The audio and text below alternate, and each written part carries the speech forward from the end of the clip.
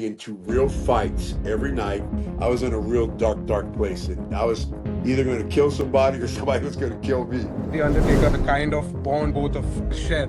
I just introduced him to a new way of life, and he took to it real well. Danhausen, and he's been one of the top merchandise sellers. It just goes to show you how wrestling's changed. Now the number one merchandise seller is a voodoo guy. I wish I was around right now.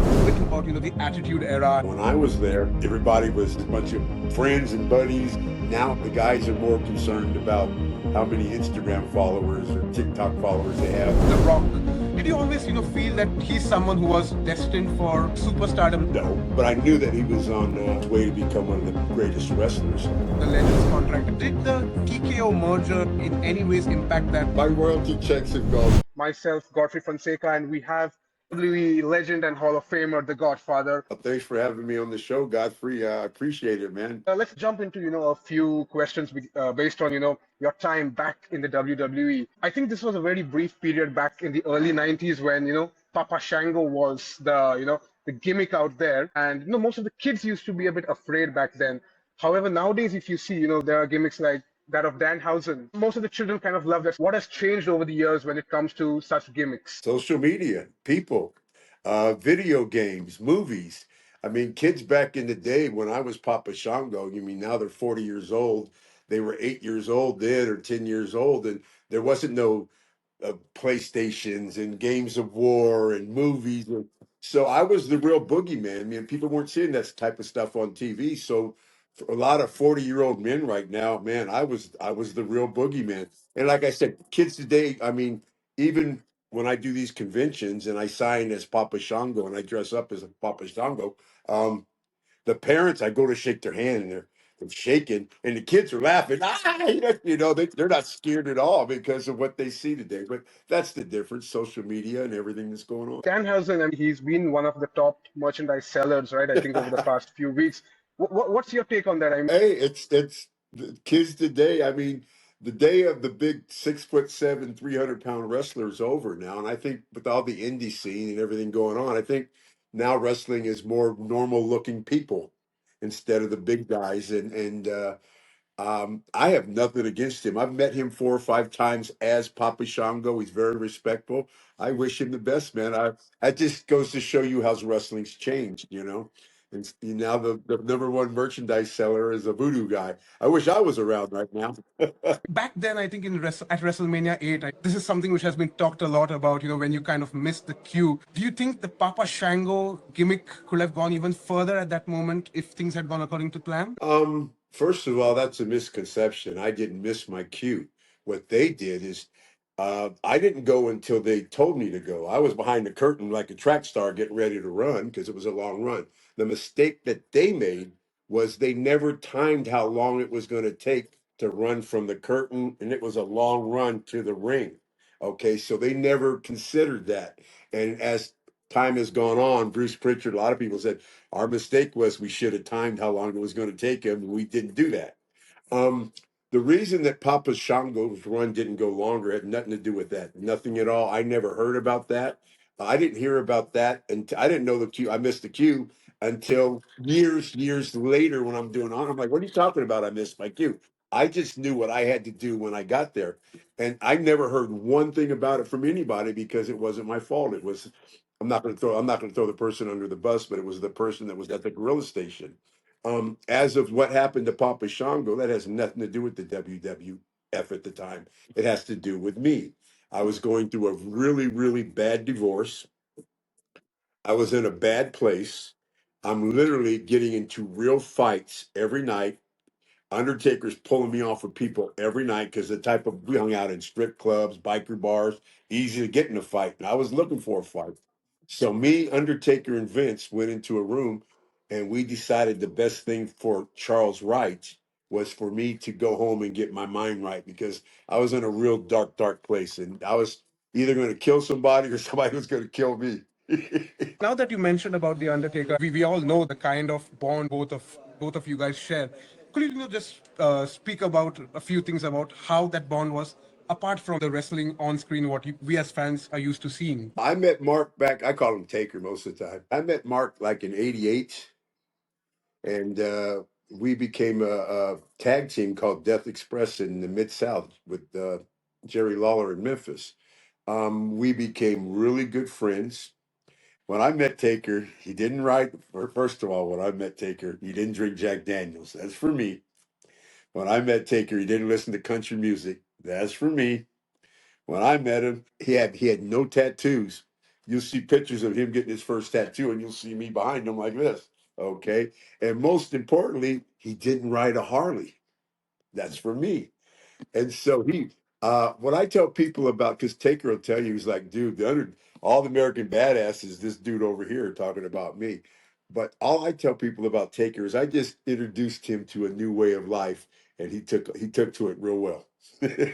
One final thing regarding, the Undertaker. We've seen so many supernatural gimmicks over the years. It goes without saying, the one of Mark, that is the Undertaker, is something which has been at the top all over through history. What do you think is that one thing which made him stand out as compared to all the other supernatural ones over the years? I don't know. You have a better answer to that than me. He was lucky. What he did caught on, and he did what he did very well. He took care of the character. He took care of other wrestlers. He has a lot of love for wrestling. He cares a lot about the sport. So I mean, everything was in order. He has the look. He has the talent, and he played his character very well. I mean, why would you not like a big 6'10" dead man?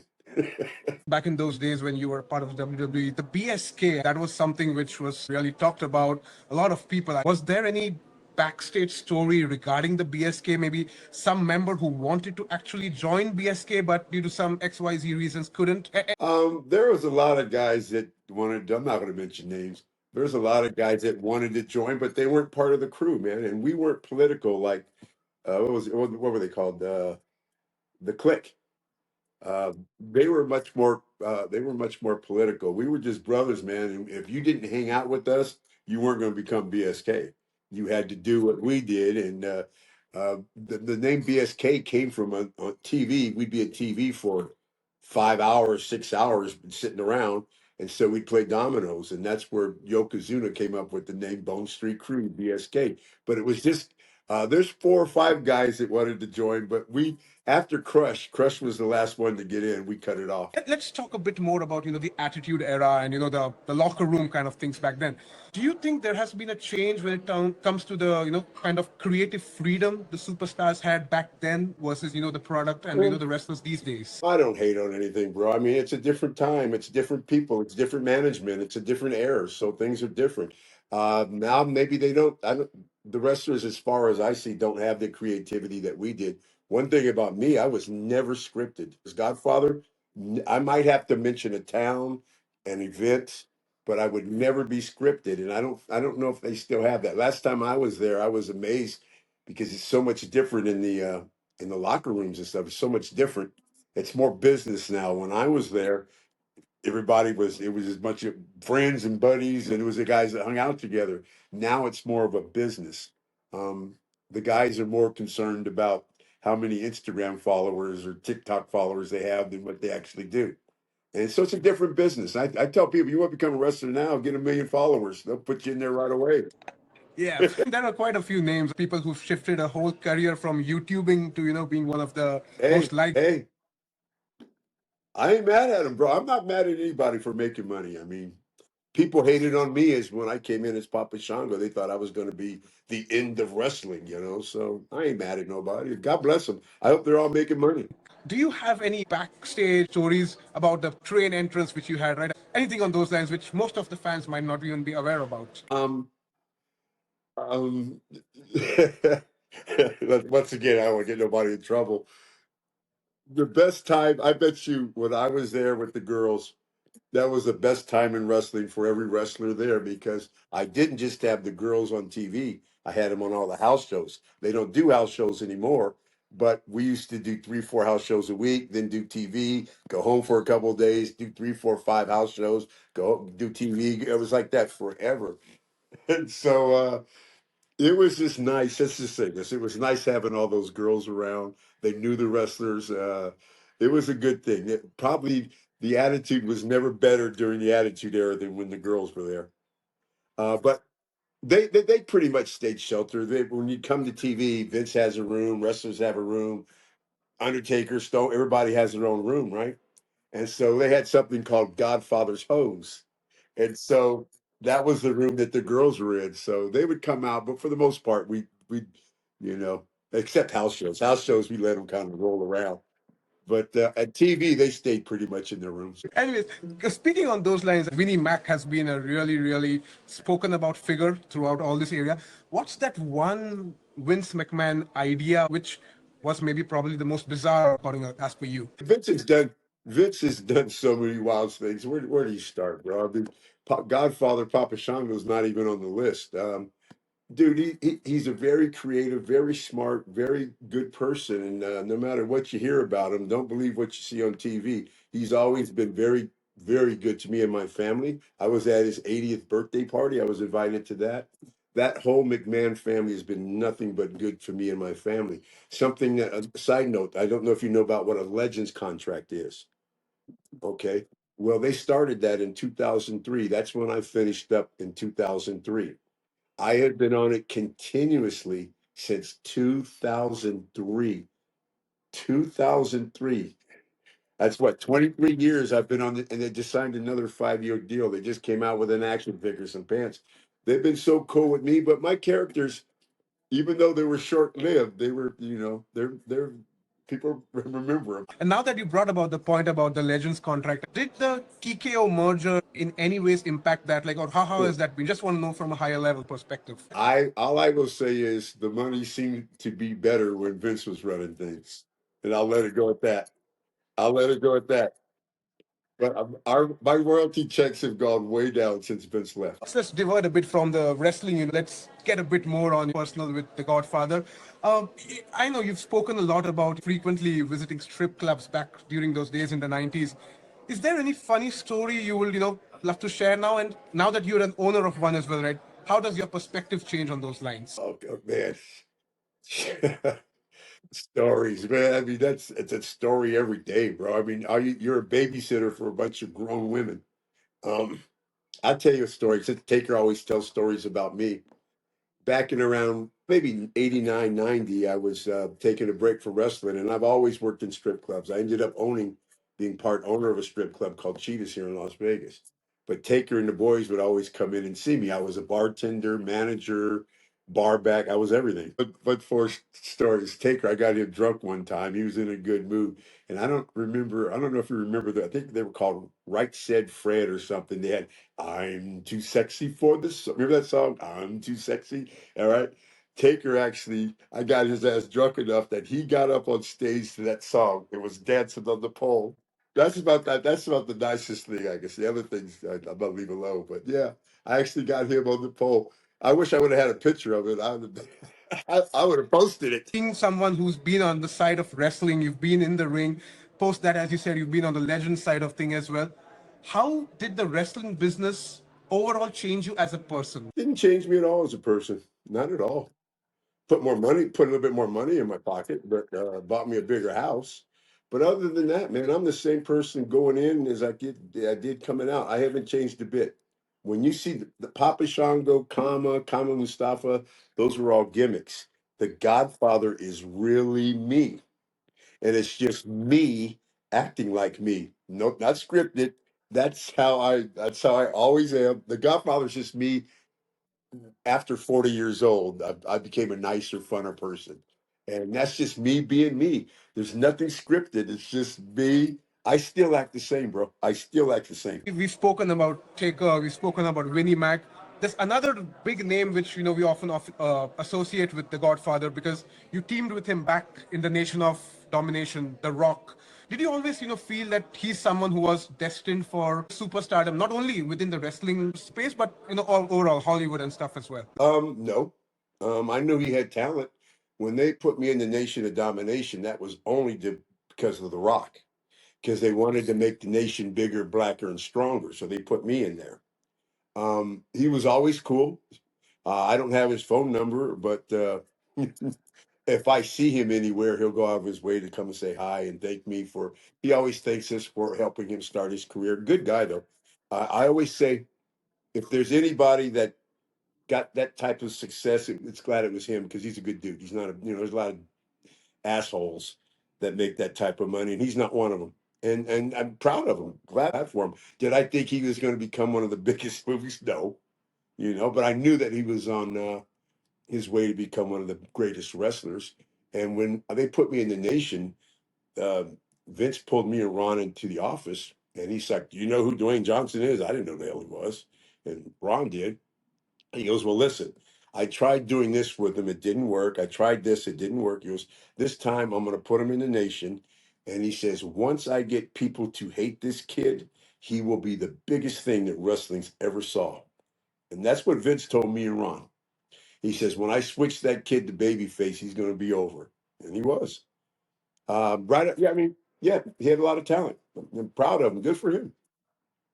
Even though he never put none of us in any of his movies, but that's cool.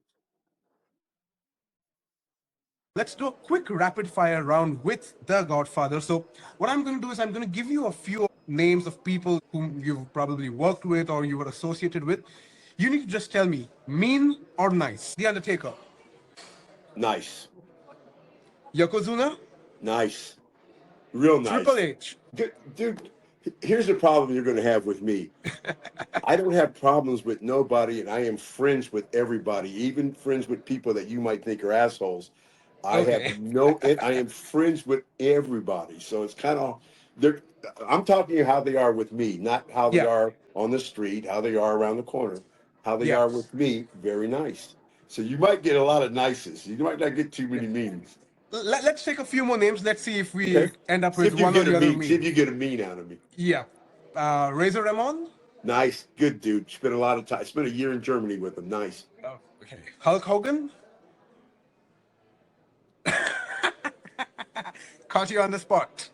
Um, my mother taught me two things. Don't talk about people, especially if you have bad things to say. And I'm gonna leave that. Not I'm not gonna speak about the dead. I'm gonna let it go at that. Not one of my favorites. Oh, he's BSK, baby. Come on, he's nice. Good guy. Nice. Oh, come on. You're giving me BSK guys, man. I talk to Rikishi once a week and stuff. Dude's great, man. He's a great worker, great person, great family man, and has so many. I think he has more kids in wrestling than any faction. At the time, I did not care for Stevie Richards much. Um, that was nothing to do with him. That was just the fact that they took away Godfather and made him a good father. And I couldn't take it out on Vince, so I kind of took it out on him. So I would say at that time, not nice at all. But as I've gotten older, and I haven't talked to him, but I always apologize because I've never been a bully to anybody, but I was kind of a bully to him. And I had the locker room behind me, so it was easy for me until people really hated on him because of me. And it was just because, yeah, it is what it is. But as far as I know, he's a good dude. If I ever see him, I'll apologize to him. People don't like him. He's always been cool with me. One of the best matches I ever had was against him, King of the Ring, 1996. And that's probably the best wrestling match I've ever had in my life. He's a good guy. He is good friend of mine, friend of the family's, great dude, fellow smoker.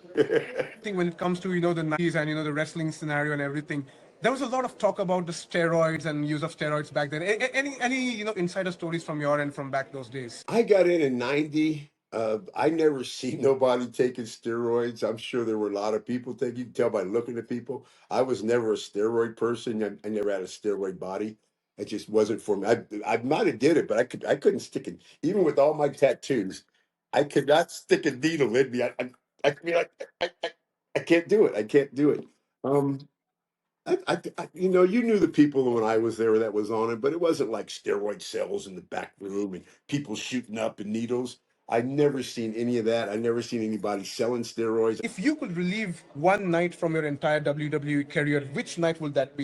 Boy, wow, that's tough, bro.